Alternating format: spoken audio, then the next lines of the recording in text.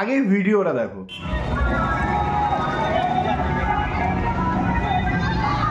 এই ভিডিওটা আপলোড করেছিলাম 3 মাস আগে। ভিডিওটা থাম্বনেল ছিল এইভাবেও পুজোতে ঘুরতে বেড়ানো যায়, টাইটেল ছিল এই বাবাকে দেখে ছোটবেলার এক শয়তানের কথা মনে পড়ে গেল। কত সুন্দর সুন্দর কমেন্ট করেছে যে তাদের ছোটবেলার স্মৃতিগুলো মনে পড়ে গেল। আরে আকাট গন্ডমূর্খ, দেখ এই কমেন্টগুলো। তার মধ্যে একজন বাংলাদেশ থেকে কমেন্ট করে, দেখো এইটা, কতগুলো লাইকও পড়েছে। আর তাকে সাপোর্ট করার জন্য কাউন্টার কমেন্ট অনেক পড়তে থাকে।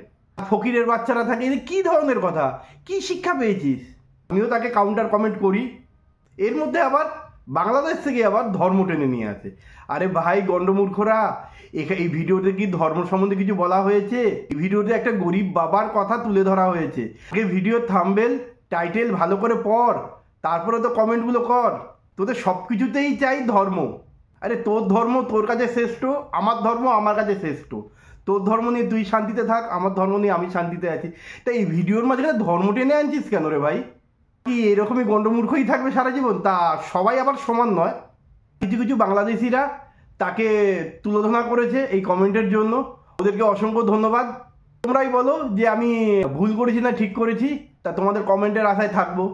চলো ভিডিওটা আর বাড়াবো না, তা সবাই ভালো থেকো।